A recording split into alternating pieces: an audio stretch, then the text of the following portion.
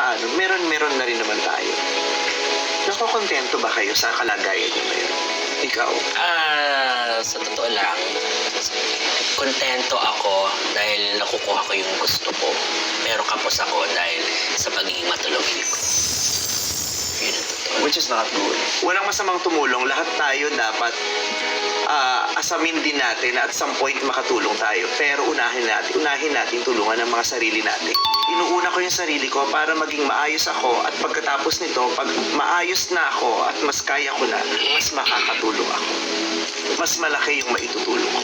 But you need to help yourself first. Para yung sinabi mo nga yan, parang, wait lang, parang I think I read or nakita ko na to sa isang quote, from Oprah na yung punuin mo yung cup mo, whatever na yung mag-overflow doon, that's the only thing you will share. But you have to make sure that your cup's full before you start helping other people. You share whatever you have, yung excess doon.